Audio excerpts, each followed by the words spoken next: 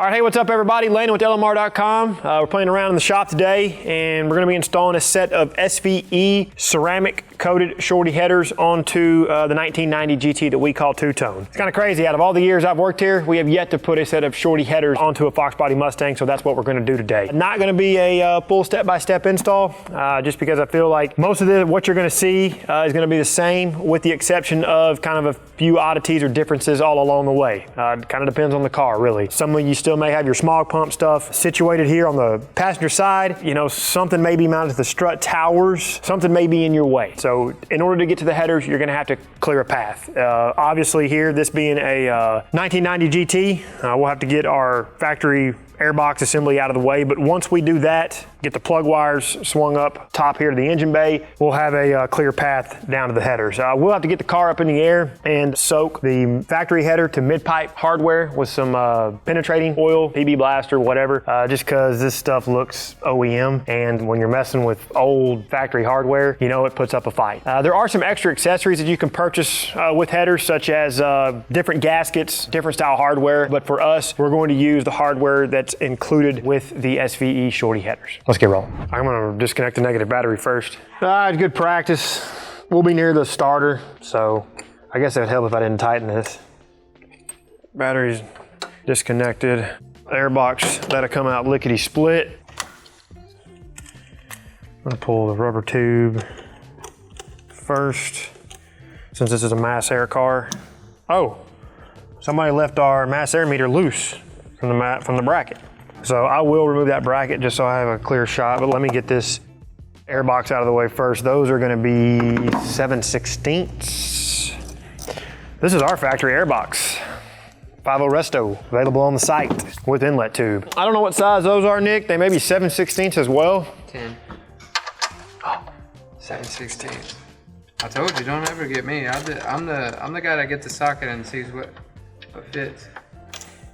Done. Good clean path down here on the passenger side. If you need to take pictures or you need to make notes where your plug wires go ahead and do so. I'm just gonna pull these off and keep rocking. They're secured by the loom holders. Just make sure you pull those out of there first. That way you don't damage anything.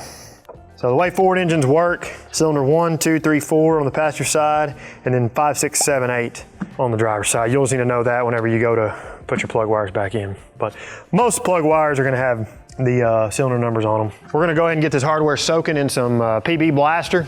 Any penetrating catalyst will do. No telling how long these have been on there, if they've ever been off. This stuff works good, but man, it just makes a mess if you're not careful. We'll jump over here to the driver's side. Go ahead and get these plug wires out of the way. Okay. Gotta be careful, because if you come off of it too hard, you're gonna beat your hand and your arm all up.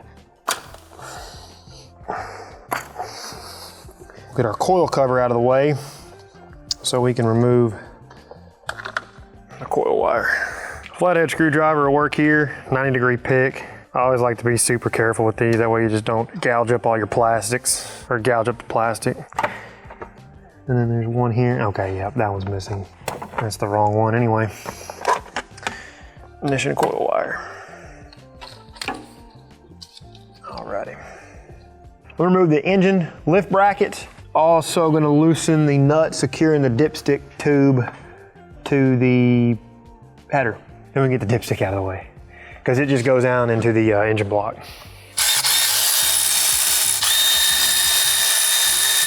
Oh, look at there. That may happen as well. The bolt came out with the stud.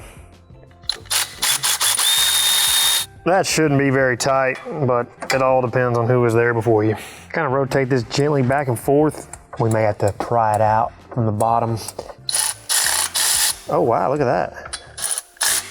Man, I think we're lucky dogs so far. We'll go ahead and go up now. Got the classic leg cross every time. All right, car is in the air. We're gonna go ahead and get PB blaster on the mid-pipe to header hardware. Probably won't need it back here from mid-pipe to catback. This looks pretty good condition. I mean, there's no real dirt or grime on this at all, but in your situation, you may have to PB blaster this as well. We're working with a free-flowing H-pipe So in order to give us the maneuverability, we will need to break this loose. That way we can kind of shift it back a touch. So we have some working room to get our headers out and then the new ones in. Depending on what you're working with as well, you may have the factory mid-pipe hanger that comes off of the transmission cross member. That shouldn't give you any hiccups just due to the hangers off of the mid-pipe. You'll have the ability to shift the mid-pipe if needed. The O2 sensors, you may have to disconnect them just so you don't put anything in a bind. So now we'll go find our extensions. Those look to be 9/16. Yeah, look here, we will have to remove the oxygen sensor on this side. So we'll disconnect this side, get it out of the way. Oxygen sensors are 7/8. We have a nasty O2 sensor on our hands. Maybe not. If you use pliers, don't break your tabs. All right, 7/8. I'm gonna use a traditional wrench. They make specific oxygen sensor wrenches if that's what you want to use. You get a little bit better bite, and I can already tell you that these corners are rounded off because this 7/8 is having trouble going on. Why do people tighten things so tight? Oh, this is asking for bloody knuckles. I got a dead blow right there. We'll try that.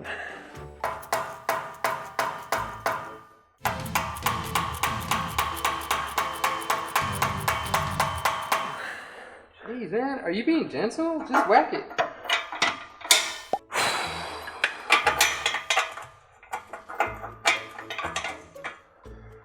Oh, it's off. We'll need to, dude, that thing. We'll need to inspect these threads, man. They look whooped. Yeah, look, it's galled. We're gonna have to clean that out. All right. I don't even know what the condition of it is up there.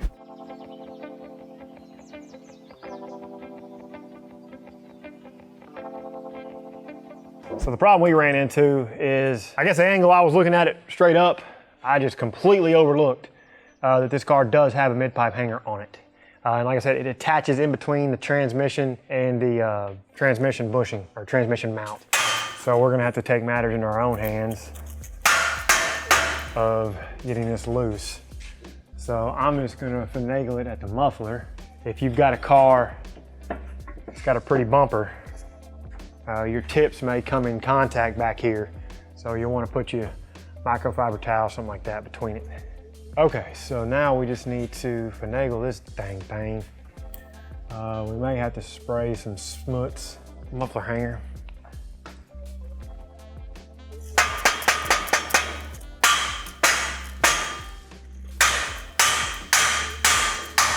So yeah, I just knocked the mid-pipe to the rear of the car, slide the rods out of the hanger.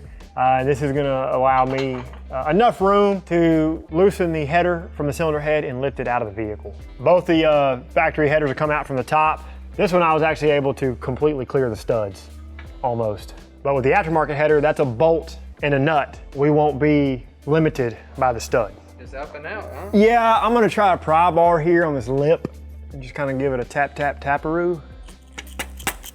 Don't want to cause damage, which we're doing.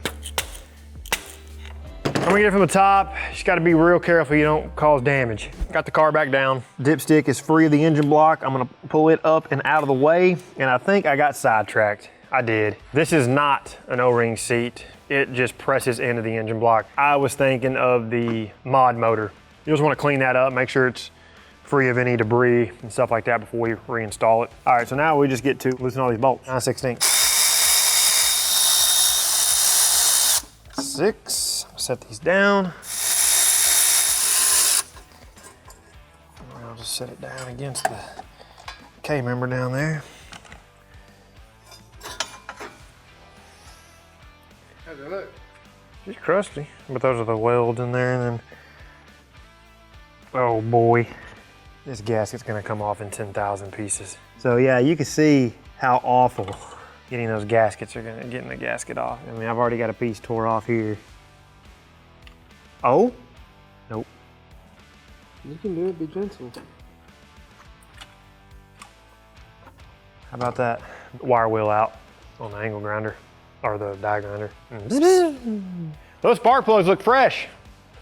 While we're here, this would be a great time to put spark plugs in your car if you need to. But judging by these, I really didn't look at them whenever I pulled the plug wires off, but we're gonna leave these alone. We've got our pneumatic die grinder. This is a steel wire wheel. These are iron heads. If you had aluminum heads, for whatever reason, and you were doing this, I would stick to a brass wire wheel. But I feel like if you got aluminum heads already, if you've got a Shorty or long tube header, you won't be doing this. But if you are doing it, more likely you're switching headers up, different brand, something like that, or you're just freshening it up. We're gonna plug some exhaust ports. We'll come back after we're done and kind of lightly dust this with compressed air. Once we do that, we can pull our paper towels out of the exhaust ports. Whenever we do the other side, we'll come back through and we'll air compress the whole engine, because this is gonna get kind of dusty and messy. But you want it tucked inside there because you don't want the wire wheel to catch it. You can just start anywhere you like. Yeah, helps if you have a swivel on your pneumatic grinder, but the battery one would be even better. All right, we're just gonna go to town.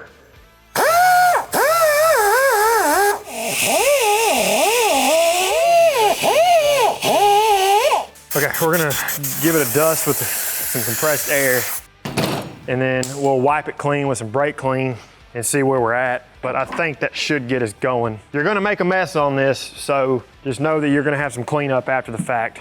And I was kind of blowing down across the cylinder head. That way the air can flush the debris out of where our paper towel is. I'm gonna leave everything intact for now. We'll get that other side done. Once we're done with any type of mess making procedures, then we'll come back, we'll do a final cleanup. But I am gonna wipe this with some brake clean. That way, if we do have to knock any more material off, we can go ahead and do that while we're over here. And then just because we can, once it's all said and done, we'll come back with a thread chaser on the cylinder head and make sure all the bolt holes are nice and clean. But what you would want to do, you would want to take and mock up your gasket, and wherever it's going to sit outboard of cylinder 1 and cylinder 4, you just want to make sure you had your angle grinder past that where it's going to sit. But yeah, so you'll have to come back and wipe these spark plugs off too, just so they look fresh. I got them all dirty. All right, I'm gonna call that good. We'll jump over to the other side, get it going. Oh, this is already loose. Probably.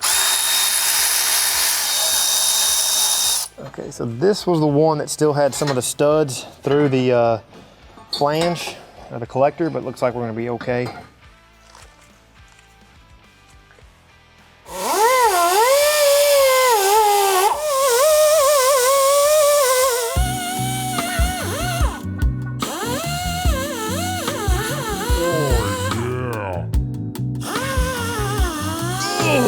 All right, so over here on the driver's side, we've got the cylinder head clean.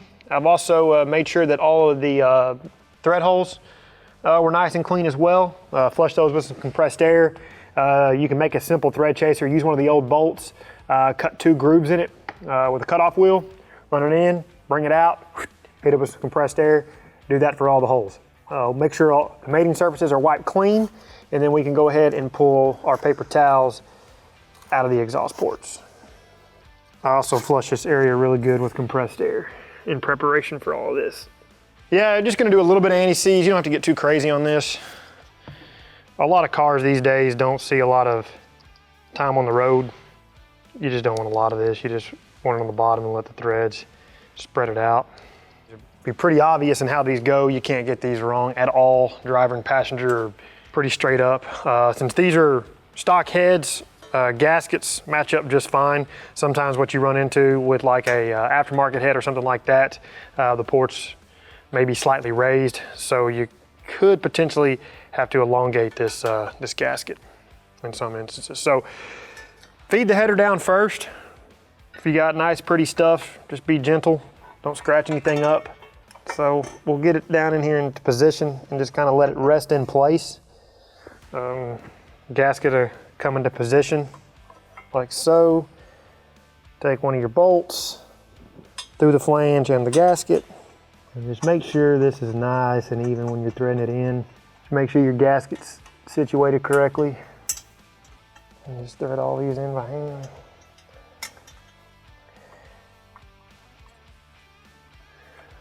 A little bit more anti-seize on these leftover bolts, or the bolts we need for the passenger side. I'm gonna come back to that dipstick. Okay, should be free and clear on this side.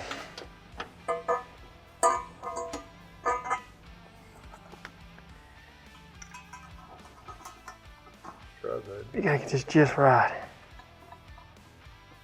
So a helpful tip before you do this, if you don't have this tool in your arsenal, this is an absolute must. This is a wobbling 10mm socket, not a socket with a wobble adapter. Disregard our electrical tape. Somebody's used it to help keep resistance on it so it doesn't wobble as much. But you can add a little extension to this and it can get to every single bolt without any issue. Actually, that one right there probably won't work. So we'll have to stick to our open end wrench. It'll work for that one. It'll work for that one. That one, that one, that one, that one, and that one.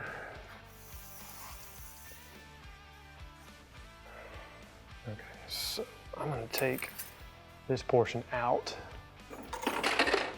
I am gonna polish that end up. This is just gray scuff pad. 4/0 steel wool would do the trick as well.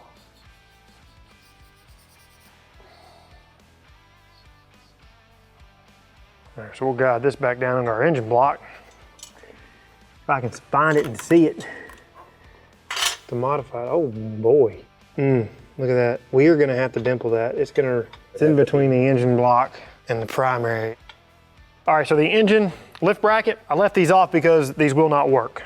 If you wanted to cleanly open this up a little bit, this inside radius, you could, but being that these have a larger primary, the lift bracket will not slide down over it. But all of our bolts, we've run them down till they made contact, but we're gonna go up in the air and inspect this dipstick situation.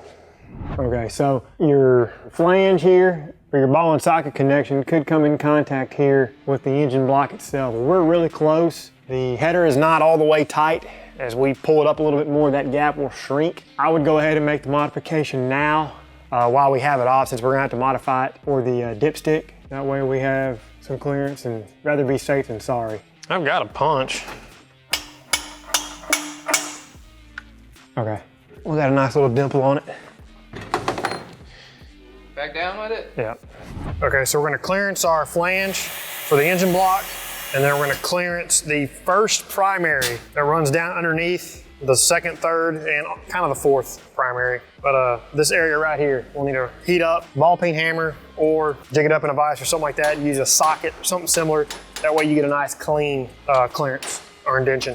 And that spot right there, that'll be for the oil dipstick. All right, one more modification. The side of this bracket for the dipstick tube that makes contact with the primary, we're gonna knock a little material off of it. That way it sits flush and our bolt hole is centered. I'm bending the end of the dipstick a little bit just to kind of clock it a little bit better. Final clocking is gonna have to be done whenever we get it back on the engine. I think that's gonna give us our clearance. We'll know till we get it back on there. Let's go.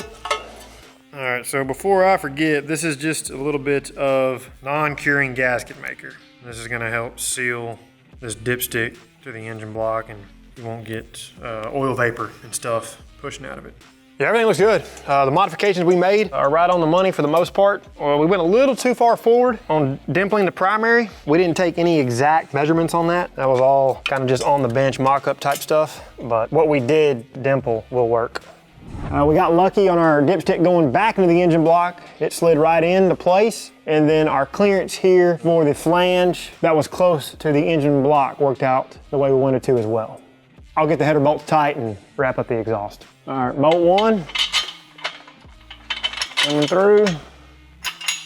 Voila. 2 nuts. And we'll do the same thing over here. Remember, we're gonna have to kick it. Kind of kick it that way a little bit. How about them act for balancing? Okay, now it's just a combination of wrenches. All right, we're going back in with our oxygen sensor. Had to do a little surgery and restore thread on the sensor itself and fix the threads in the mid-pipe. Being that the damage was pretty severe here in the mid-pipe, but we're only getting about 1.5 thread engagement. That's enough for an oxygen sensor. And I did put a little bit of anti-seize on the threads here.